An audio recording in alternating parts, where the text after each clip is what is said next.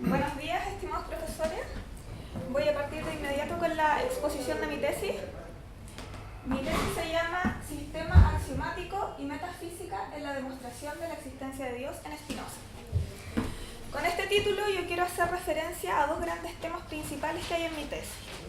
Un tema es a nivel lógico, porque lo que se estudia es una demostración, y otro tema es a nivel metafísico, teológico, porque la demostración que se estudia es precisamente sobre la existencia de Dios. Entonces lo que voy viendo es cómo se relacionan estos dos temas en la filosofía de Spinoza. El libro que estudio es La ética demostrada según el orden geométrico de Spinoza. La versión que incluyo es la de Atilano Domínguez. Estudio específicamente el libro primero, que se llama De Dios. Mi tesis se divide en 5 capítulos y lo que voy a hacer es explicarle en qué consiste cada uno de ellos, más o menos brevemente. Bueno, primer capítulo, primera sección se llama Contexto histórico conceptual de las pruebas de la existencia de Dios. En esta primera sección lo que yo presento es la visión de 4 pensadores que están anteriores al pensamiento de Spinoza, y 2 de ellos los podemos oponer. Primero tenemos a Aristóteles, que presenta una prueba cosmológica de la existencia de Dios. Esta es una prueba a posteriori. Lo que dice básicamente es que hay que partir de la observación estimada evidente de que todo en el mundo cambia debido a una causa. Y como en esta serie de causas no se puede dar una regresión al infinito, tiene que haber una causa primera que cause todo lo demás. Y esto sería Dios. Luego llega Santo Tomás de Aquino y desarrolla esta prueba con las 5 vías para demostrar la existencia de Dios. Spinoza no está de acuerdo con esta prueba porque considera que la realidad divina se debe dar a conocer a sí misma por sí misma y no recurriendo a causas externas. ¿Ya? Por lo tanto, Spinoza es opuesto a la prueba a posteriori de la existencia de Dios. Y más bien sigue la línea del pensador San Agustín con San Anselmo, que desarrollan una prueba a priori de la existencia de Dios, que es el argumento ontológico. En el 5º capítulo yo voy a comparar la prueba de San Anselmo con la demostración de Spinoza. Aquí hay algo que es súper curioso, que Spinoza siga en esta línea, porque es una línea de los santos, y Spinoza no es San Spinoza. Puede ser considerado como un ateo virtuoso, pero no como un santo. En el segundo contexto hablo de sistema axiomático, y ahí entonces veo en qué consiste el sistema axiomático y los fundadores del método axiomático, los que se pueden considerar, que son Aristóteles y Euclides. Aristóteles presenta el método axiomático de forma teórica, presenta los elementos que hoy en día vamos a conocer como los axiomas, el teorema y las reglas de transformación. Pero Aristóteles no aplica el método axiomático, sino que viene después Euclides y desarrolla un modelo de método axiomático en sus obras Los Elementos, donde incluye definiciones de términos geométricos y demostraciones.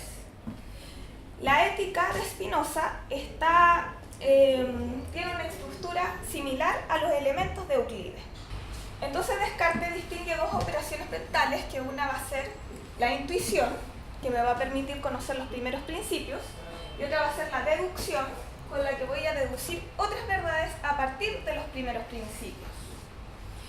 De esta manera, Descartes da a conocer el método geométrico, pero si ustedes leen las meditaciones metafísicas, se dan cuenta que no están escritas a la manera de Euclides, no tienen definiciones, proposiciones. Las meditaciones metafísicas están escritas como un texto normal. Por esto es que Descartes se le presentan varias objeciones y él trata de responder, y en sus respuestas a las segundas objeciones dice que debemos distinguir entre el orden de la demostración y la manera de demostrar. El orden de la demostración es la exposición geométrica y la manera de demostrar la divide en análisis y síntesis.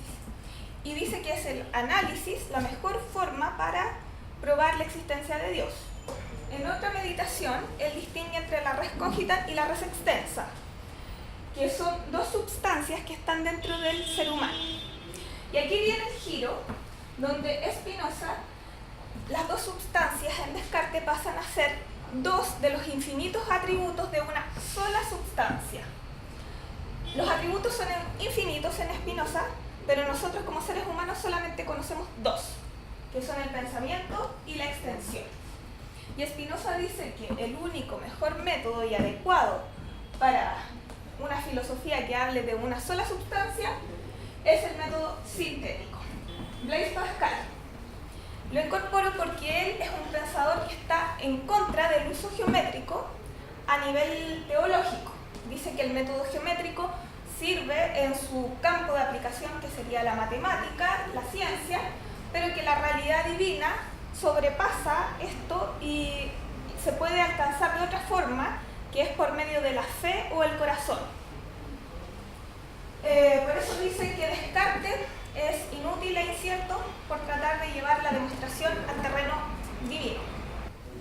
Lo que sí dice es que nosotros podemos dar argumentos racionales a favor de la Iglesia Católica, y él mismo tiene su famosa apuesta de Pascal, que es un argumento súper racional y súper conveniente, porque dice básicamente que entre apostar a favor o en contra de Dios, es mejor apostar a favor, porque si ganamos vamos a ganar el infinito, mientras que si perdemos no vamos a perder nada. Si no se aceptan los primeros principios no demostrados, se cae en una regresión al infinito. Si se aceptan los principios no demostrados, como lo hace Spinoza, entonces la razón pega un salto. Y en ese salto es donde interviene el corazón y no la razón. Y por eso diría que el método geométrico no se puede aplicar. Entonces me parece un argumento poderoso, y lo que yo hago es tratar de estudiar de dónde salen estos axiomas, cómo se forman estas nociones comunes.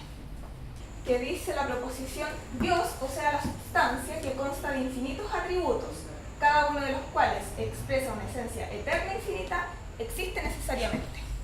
Y procede a demostrar de varias formas, 4 formas. Yo las muestro ahí, no las voy a leer. Entonces yo lo que hago es empezar a ver cada enunciado de qué elemento del sistema de Spinoza proviene. Porque él en muchas partes dice esto viene de la preposición tanto, del axioma tanto, pero en otras partes no lo dice. Y dice, y todo esto es por sí mismo evidente. Y para el lector no es tan evidente. Entonces yo hice ese trabajo de ver de dónde proviene cada enunciado. Este es un esquema sintético que muestra un panorama principal. Esta es la página 91 de mi tesis. Al lado derecho coloco las citas textuales de la ética de los elementos que intervienen en esta demostración. Y al lado izquierdo hago mi análisis. Los colores representan algo. Amarillo los axiomas, rojo las definiciones, verde las demostraciones, negra las proposiciones. Más adelante un colorario naranjo y un verde más claro para distinguir que son demostraciones de ese colorario. Entonces, en esta primera parte, Spinoza llega a la proposición: dos o más cosas distintas se distinguen entre sí, o por la diversidad de los atributos de las sustancias, o por la diversidad de las afecciones de esas sustancias. Y esta proposición es algo súper terrible para uno como lector, porque Spinoza, la filosofía de Spinoza es por excelencia la filosofía de una sola sustancia. Y ahí nos hablan de la sustancia en plural.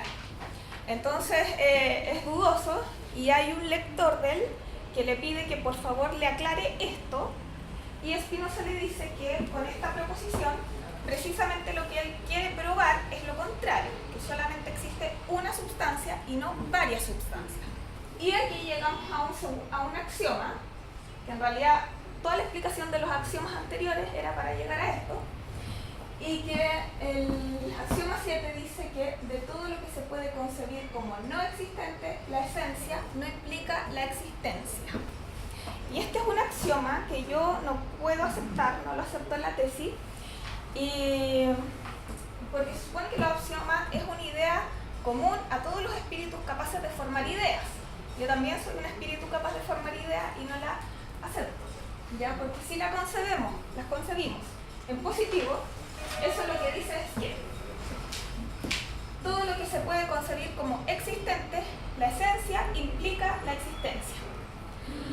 Y podemos concebir como existente personajes de libros, por ejemplo, tienen esencia, pero no tienen existencia.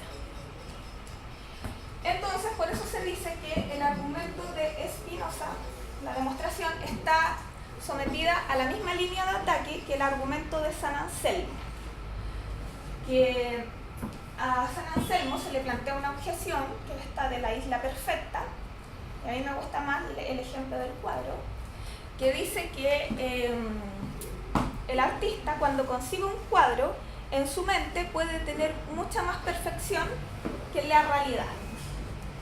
Entonces, Anselmo lo que responde a esta objeción es que no se trata del paso de toda esencia a la existencia, sino que cuando hablamos de Dios, entonces de la esencia se pasa a la existencia. ¿Por qué? Porque Dios es lo perfecto en sí, mientras que las cosas son lo perfecto en su género. Y Spinoza habría aceptado esto, de que en realidad en Dios la esencia implica la existencia, pero no lo incluye como un axioma, porque si dijera en Dios la esencia implica la existencia, se destruiría toda su demostración porque ya estaría dentro de un axioma. O sea, no sería necesario probarlo, y de hecho se destruiría así como toda su filosofía. Hay una sección donde expongo la visión de un pensador, que es la invalidez de las demostraciones según Bennett. Bennett es un pensador contemporáneo que está vivo, tiene 88 años, tiene un libro que se llama Un estudio de la ética de Spinoza, donde presenta un capítulo donde dice que las demostraciones de Spinoza están como mal estructuradas, como que están mal lógicamente. Y dice que debemos considerar la estructura de la ética como hipotética deductiva, o sea que nuestras hipótesis son verdaderas hasta que no aparece otra que la refuta y la vuelve falsa, y que Spinoza no tiene esa actitud. Spinoza creería que su hipótesis es sobreviviente y verdadera, y apela a una carta que dice de Spinoza: yo no presumo haber hallado la mejor filosofía, sino que sé que entiendo la verdad, y por eso lo considera dogmático. Yo no concuerdo con la visión de este autor, porque en realidad el método hipotético deductivo es algo que aparece en el siglo XX y Spinoza es del siglo XVII. Entonces él está como considerando, bueno, esto que tenemos ahora está bien y lo que había antes estaba mal, y en realidad lo que hay hoy día es gracias a lo que se hizo en el pasado. Finalmente presento consideraciones finales, que no es lo mismo que conclusión, son solamente consideraciones finales, y que Spinoza, con la concepción de una sustancia, con esta filosofía, lo que hace es pelearse con el teocentrismo que había en la Edad Media para ir forjando lo que va a ser el fundamento de la realidad que va a llegar en la época del iluminismo, donde va a ser como antropocéntrica, porque en el lugar de Dios lo que va a haber va a ser la razón humana como la capaz de alcanzar las verdades. ¿Le parece a usted que la existencia de Dios puede ser materia de demostración? Claro.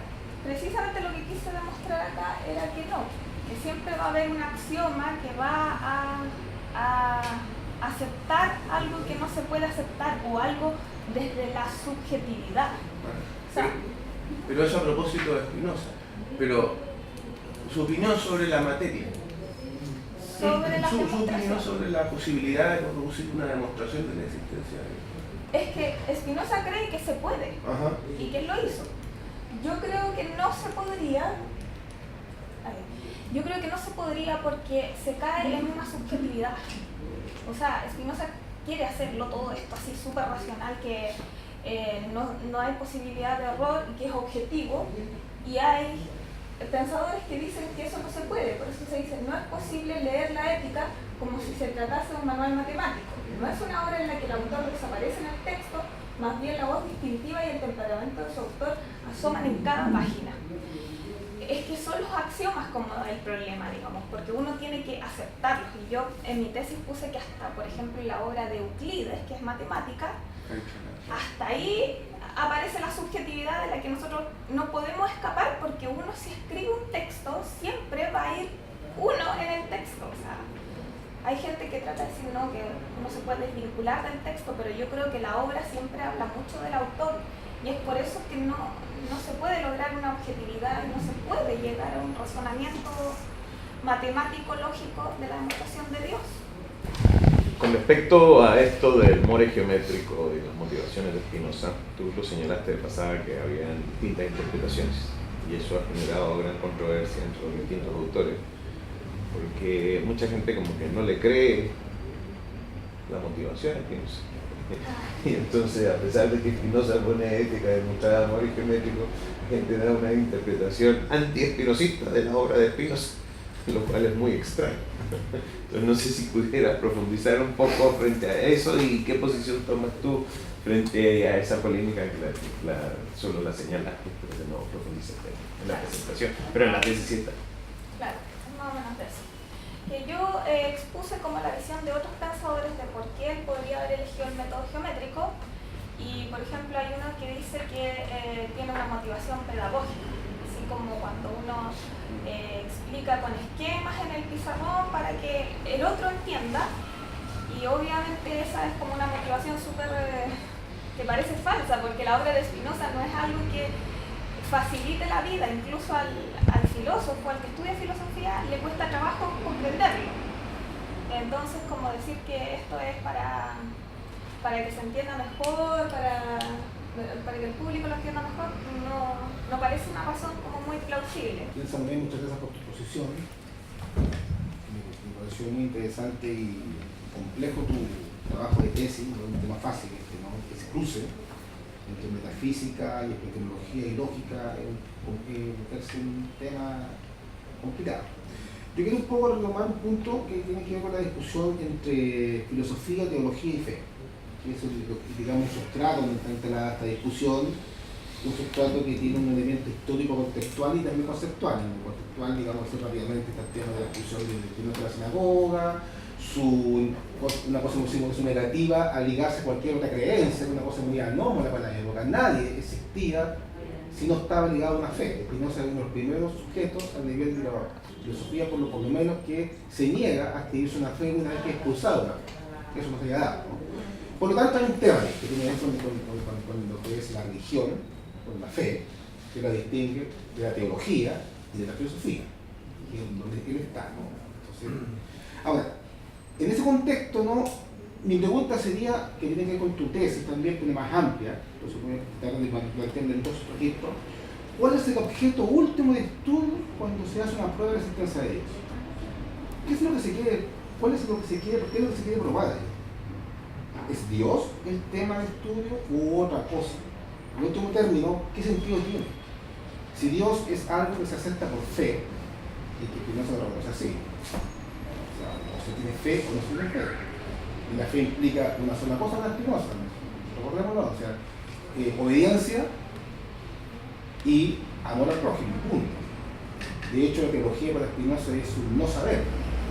No hay saber en la teología. Es lo que nosotros llamamos hoy día ideología, en el más sentido, el sentido peyorativo de la palabra ideología. Entonces, él de alguna manera descarta el discurso teológico. Por lo tanto, lo que nos queda es la fe y la filosofía.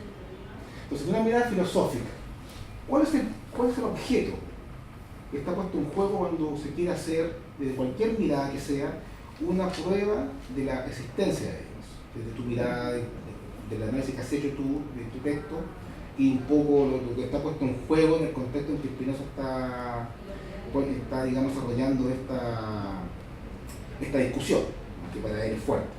Complejo, lo voy a tratar. Vaya, no, zambúllese. Ya, bueno.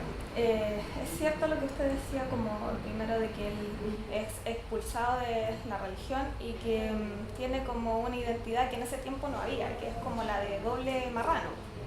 Lo echan de la religión católica y también de la judía, como expulsado.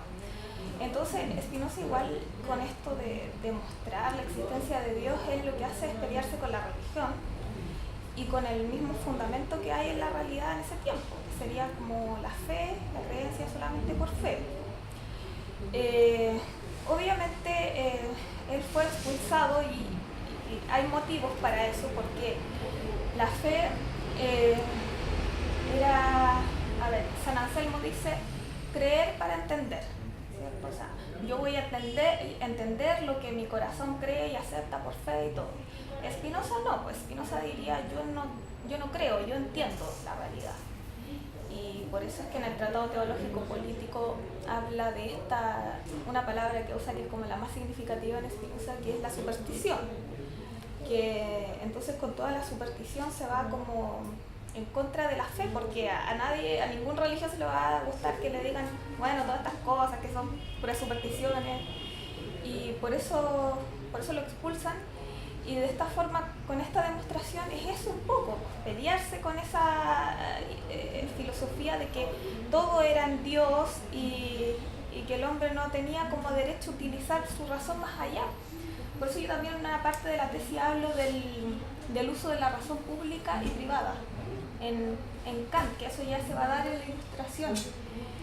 Y Spinoza se está como adelantando un poco ese tiempo, porque uno en ese tiempo como que la gente hacía uso de una razón privada, en donde está como con una minoría de edad, que dice Kant, donde se acepta todo lo que los otros dicen como verdadero y nadie cuestiona nada. Entonces él con eso plantea un cuestionamiento, que en ese tiempo era pena de muerte, pero que ahora ya gracias a eso en nuestra realidad actual tenemos como más libertad y cualquiera puede pensar lo que quiera, no lo van a hacer nada. Y yo creo que eso es algo súper importante, súper fundamental, lo que él hizo, como forjar esas bases de lo que somos ahora como seres humanos súper libres y todo. O sea, yo me doy cuenta que yo con mi concepción de Dios, porque yo creo que soy deísta, y creo que apelo a la razón, a la razón y a la experiencia personal con Dios, no con la religión. Y también sería condenada, porque en ese tiempo no eran solamente los ateos, era todo el que opinaba en contra de la religión.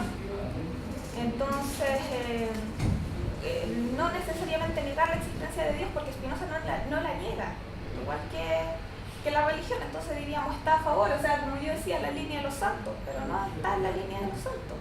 Y lo que hace entonces es cambiar ese fundamento de la realidad por Dios, ahora la razón humana, pero también quedamos un poco cojos porque nuestra razón tampoco le alcanza para cubrir todo eso. Y la religión igual cumplía una función, a pesar de todo, o sea, cumplía su función mala, pero, o sea, de forma errada, pero le daba seguridad a la gente, o sea. Y ahora vivimos más así, libres, cada uno con su concepción. Fundamentalmente, ¿por qué tú lo que consideras que hay un problema? Porque yo veo que en realidad lo que había ahí es un aporte, digamos, a la discusión, porque introduce este elemento de la imaginación en un sentido positivo y no negativo necesariamente, un elemento constructivo del entendimiento. Es que yo el problema que encuentro es que es un axioma, y como axioma tiene que ser algo que todos podamos aceptar. Y formulado en positivo es que la esencia implica la existencia, y en realidad hay muchas cosas que tienen esencia y no tienen existencia. Se supone que está como, no sé, pues todos los personajes del libro El Quijote de la Mancha, alguien que tiene esencia, pero no por eso existe en la realidad. Y cualquier otro personaje. Entonces, sigue expuesto. Mire, para todo lo que... Bueno, era mi gato freak, no sé, por permitir. Es que lo bonito es que frente a Dios siempre se ha visto que es como lo no contradictorio. Y Cantor, de alguna manera, llega a decir, usted puede tener, o sea, podemos pensar lo infinito, de alguna manera, pero cuando lo pensamos, llegamos a lo contradictorio. Y más minoritario, o sea, de alguna manera, sí lo podemos pensar, pero no lo podemos pensar bien. por decirlo, no lo podemos pensar. Nadie ha llegado a una concepción de lo infinito, digamos, consistente, que no sé qué, sino que ahí digamos, se encuentra con problemas que de alguna manera nos han superado de distintas maneras. Aprovechando que está Juan Pablo, ese problema ya lo hacía la física Aristóteles. Ya no resolvió. Estamos hablando de que concentrémonos en el examen de la Son estocadas la razón en el fondo. No se puede hablar racionalmente de problemas como el infinito, las paradojas. Bueno, se puede hablar racionalmente si uno cambia la concepción de racionalidad y le quita la exigencia de consistencia. Si eso es lo interesante. Yo sabía que esto iba a terminar en la consistencia. Muchas gracias, Salomé. Les vamos a pedir que salgan, vamos a deliberar y los hacemos. Hay que pagar eso, sí. Y el audio y todo eso. Vamos a ir graduando a muchos estudiantes y agradecidos por ello, y que se haya sumado a esa lista de estudiantes que se gradúan en el programa de posgrado más antiguo de esta universidad. Así que felicitarla, a mí me encantó su exposición y como se pudo dar cuenta dio para mucho y da para mucho, y yo la insto a que siga trabajando, investigando. Yo creo que va por una buena senda y lo mejor para usted, Salomé. Y ahora lo dejo con el profesor Rojas. Acta examen de grado. En Valparaíso, a jueves 13 de septiembre de 2018, se constituyó la comisión examinadora integrada por el director del programa de Magíster en Filosofía, don Marcelo Arancilla Gutiérrez, un presidente, don Andrés Bobero Becerra, el profesor Guía, don Gabriel Rojas Castro, que narra como profesor informático y secretario, y don Juan Pablo Figueroa Sabreta como profesor invitado. Se procedió a recibir el examen oral del postulante, la postulante Salomé Ivonne Rojas Lillo, egresada del programa de Magíster en Filosofía, Convención de Filosofía de las Ciencias, título de tesis de grado, Sistema Axiomático Metafísica en la demostración de la existencia de Dios en Spinoza. La comisión, luego de una abreviación, acordó nota de tesis de grado, en texto un 6,3, nota de exposición oral un 6,7, nota final de examen de grado 6,5.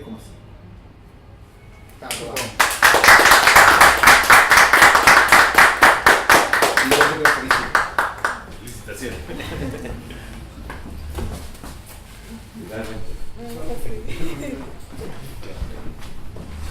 Felicitaciones, Salomé.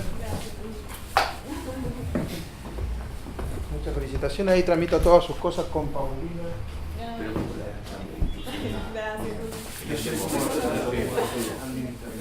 Ahora hay que hacer. ¿Los informes de tesis los tienes? ¿No los tienes? ¿Cómo? Los No, no tengo. No se conocen, se dan a conocer solo hoy. Solo hoy. Sí, para Sí, se lo pueden enviar. se va a ir a enviar. Se lo pueden enviar al. Sí, no, es que yo no tengo